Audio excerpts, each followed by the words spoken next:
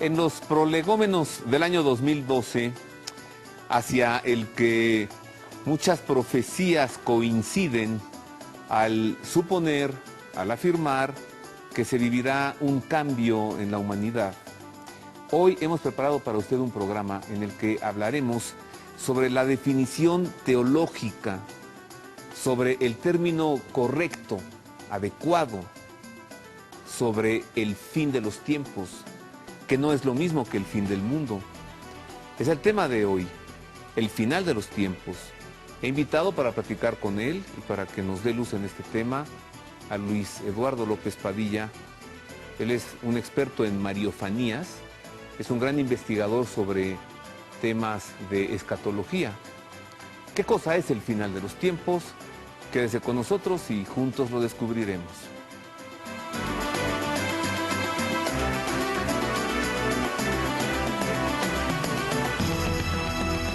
Sea usted bienvenido al Pulso de la Fe. Buen provecho si está comiendo, si va a comer, si ya comió. Un gusto poder platicar con usted como todos los domingos. Es el tema de hoy, el final de los tiempos. Iniciemos pues, sea usted bienvenido a este programa. Le doy la bienvenida no solamente yo, sino a nombre de todos mis compañeros, el staff de Proyecto 40, y también a nombre de la producción de este programa, nuestro productor Daniel Nagor y todo el equipo de producción. Sea usted bienvenido. Comencemos con esta nota que hemos elaborado para usted, que da pie para iniciar este tema. ¿Qué cosa es el final de los tiempos? Suele identificarse equivocadamente el concepto de los últimos tiempos con el de fin del mundo.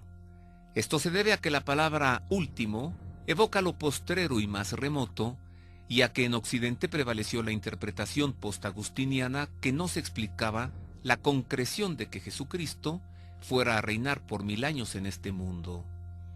Los primeros padres de la Iglesia concebían los últimos tiempos como el periodo de purificación que precede al retorno glorioso de Cristo, quien volverá para derrotar al mal y reinar en el mundo por un periodo de tiempo amplio. No se trata, pues, del fin del mundo, sino de la renovación del mundo, del fin de los tiempos de la Iglesia y de las naciones, que será sustituido por el triunfo del reino de Cristo. En este sentido, los últimos tiempos son el periodo de la siega, donde el trigo y la cizaña son separados después de haber crecido juntos a lo largo de la historia. Son la purificación global antes del retorno de Cristo, el final de la historia humana como la conocemos hasta ahora, antes de que el mundo y la naturaleza humana sean completamente renovados, cumpliéndose así el designio original de Dios.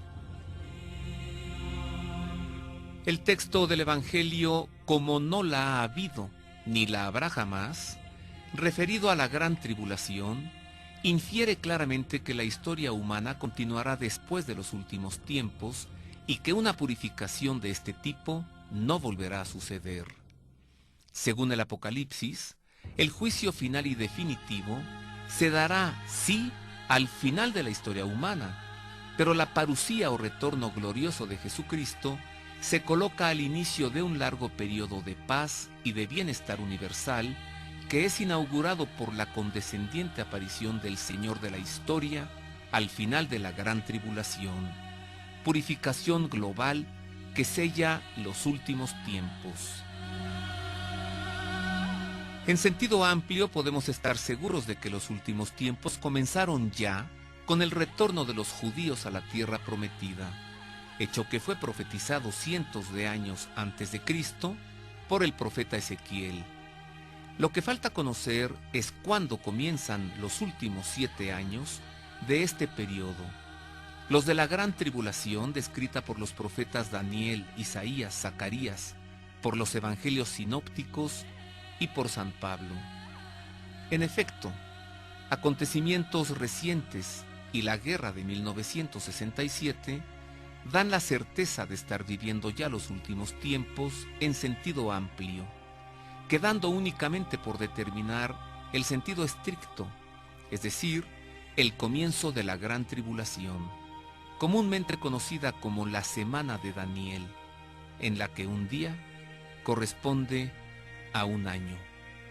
Profundicemos en el tema. Para ello he invitado a Luis Eduardo López Padilla, como le decía, él es autor de 26 libros ya, es escritor, es investigador, se ha especializado en las apariciones marianas o en las mariofanías y también se ha especializado en temas escatológicos, es decir, lo que ha de suceder, lo que está más allá de este momento histórico en el que vivimos. Luis Eduardo, muchas gracias, bienvenido. Gracias por la invitación, Roberto, un gusto saludarte como siempre. Encantado. ¿Qué es el final de los tiempos? Que no es el fin del mundo, eso ya está claro. Sí, no, es un término que surge de la propia revelación cristiana y que hace referencia, pudiéramos decir, para nominarlo de manera completa, al final de los tiempos de las naciones, sería el término preciso, final de los tiempos de las naciones. ¿De cuáles naciones? De aquellas que al momento en que los judíos rechazan al Señor como Salvador y como Mesías, entonces el Evangelio no llega a ellos, pueblo elegido, sino a los gentiles o también llamado resto de las naciones, los no judíos. A estas naciones, hace 2000 años, cuando el Señor revela su Evangelio y sube a los cielos, se les da un tiempo para que conozcan el Evangelio y lo hagan vida.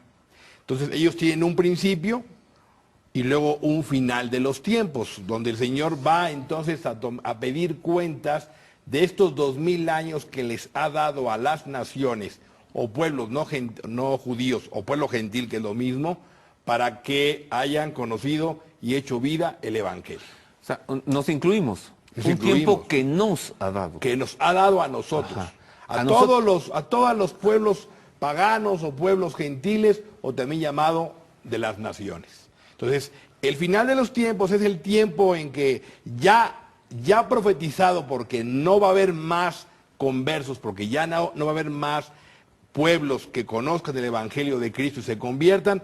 El Señor hace un alto y hace un juicio a las naciones, donde van a ocurrir una serie de acontecimientos. Y es lo que estamos viviendo hoy en día, el final de este tiempo histórico, para dar lugar a otro tiempo histórico que se va a conocer como los tiempos mesiánicos o los tiempos del día del Señor, que ahorita vamos a explicar para no confundir dos conceptos. Pero estamos al final de este tiempo, también conocido como final de los tiempos, o el final de los últimos tiempos, que también viene siendo igual. Jesucristo, cuando vino hace 2000 años, vino en la plenitud de los tiempos. Cuando el Señor creó su primera creación, es el principio de los tiempos. Ahora estamos en el final de esos tiempos para dar comienzo a otra etapa que, repito, se conocerá como los tiempos mesiánicos o los tiempos del día del Señor. ¿Qué le puede hacer pensar a un escatólogo estudioso de las Sagradas Escrituras que estamos ya hacia el final de los tiempos? Más que estudiosos de las Sagradas Escrituras, lo que nos permite poder autentificar la afirmación de que estamos viviendo el final de los tiempos es un adecuado discernimiento de los signos y señales que van a preparar este tiempo para dar inicio a la siguiente época de la historia. El Señor Jesús mismo en el Evangelio nos dice que estemos atentos a las señales y a los signos que van a preceder estos eventos. Y es lo que estamos haciendo. Estamos evaluando todos los eventos en el orden político, económico, social, moral, religioso, culturales, científicos, que han venido acumulándose prácticamente en el siglo XX y el principio del siglo XXI, y todo nos indica que las señales que el Señor nos anunció, como guerras, rumores de guerras, hambres, pestes, terremotos, crecimiento de la maldad, falta de fe generalizada, se han conjuntado con otros signos que no habían ocurrido en 2000 años, como lo es específicamente la consolidación del Estado de Israel en el año 48, después de la Segunda Guerra Mundial. ¿Por qué? Por parte de los judíos se constituye... Pero ¿por qué ese acontecimiento es un signo porque Jesucristo de que nuestro Señor en el Evangelio los tiempos están por terminar? Lo dijo, que este pueblo caería a filo de espada, como de hecho cayó en el año 70 a manos del general Tito, que estarían cautivos por entre las naciones, como estuvieron los judíos, el pueblo, durante casi 2000 años, y que Jerusalén sería pisoteada por gente extraña hasta que se cumplieran los tiempos de las naciones.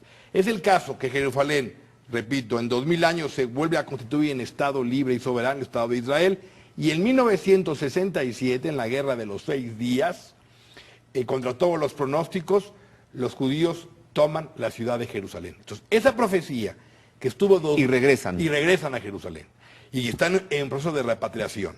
Esa profecía que estuvo casi 2000 años incumplida, ahora resulta ser una ficha, como le digo, del rompecabezas apocalíptico, que antes no había ocurrido y que ahora, junto con las otras señales, nos indican, presumiblemente con un grado importante de certeza moral, de que estamos viviendo ya lo que el Señor anunció hace 2000 años. Esto es un hecho inaudito, o sea, nunca habíamos tenido un parangón, una extraordinaria presencia, independientemente de su autenticidad o no, que tocará a cada obispo del lugar abocarse a los elementos correspondientes para ver si se dan los lineamientos que exige la propia congregación, si es auténtico o no esa pretendida aparición, pero es un hecho que se han multiplicado las supuestas apariciones de la Santísima Virgen en los 5 continentes. Estos dos elementos, junto con las otras señales que estamos viviendo, de orden político, social, económico, moral, que no son sino los 4 jinetes del Apocalipsis, el caballo blanco, que es el anuncio del Evangelio, que ha hecho, por ejemplo, el Papa Juan Pablo II al citar prácticamente a toda la tierra, el caballo rojo, que es el caballo de la guerra, 2 guerras mundiales, tanto que Pío XII nombró el siglo XX como el siglo de la guerra, en cuanto que se había institucionalizado la guerra en el mundo. El caballo negro, que es la carestía, el crack económico, la injusticia social, la hambruna. Ahí está 14 millones de África. Personas en el Cuerno de África en un desastre humanitario por hambre. Exacto. Y la humanidad no lo puede resolver. Una quinta parte de la humanidad se muere de hambre. Esto es dramático. Aquí no lo consideramos porque en México no padecemos hambruna, pero África, si hay que entenderlo, la gente se muere de hambre. Es un signo de los tiempos. Siendo que hay condiciones, en mi opinión, suficientes para que no hubiera hambruna en el mundo, desde luego. O sea, por supuesto, porque hay justicia social, ¿no? La ONU estableció el presupuesto para operar el desastre por hambre, 1.500 millones de dólares. Así es. Se han reunido 500 millones de dólares, faltan 1.000. O sea, el presupuesto se resuelve fácilmente, hombre, Claro. no tiene problema. Pero no hay la voluntad. Hay intereses. Sí, Y el cuarto sería jinete. el caballo amarillo, que es la peste, la enfermedad, todo lo que son las epidemias, enfermedades. Ahí están los 4 jinetes perfectamente recapitulados de manera muy particular en una suma de crisis universal, porque antes era focalizado en ciertos territorios del mundo, quizá en África, quizá en Europa, quizá en América. Ahora es universal estos signos y además la crisis es gravísima.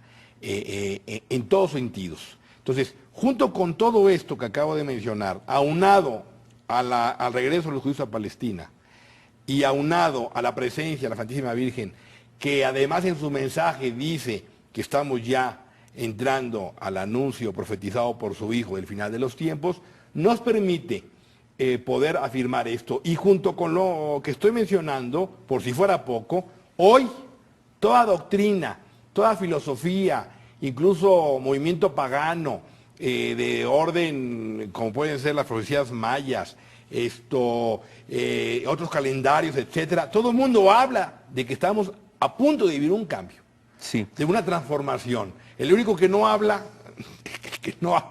de esto, desafortunadamente, como tendría que hablar, es la jerarquía de la Iglesia Católica, quizá porque a lo mejor se piensa que final de los tiempos es sinónimo de fin del mundo y como nadie sabe el día y la hora, luego, ¿para qué predicar estos temas? Sin embargo, a estos signos que tú nos has dicho, le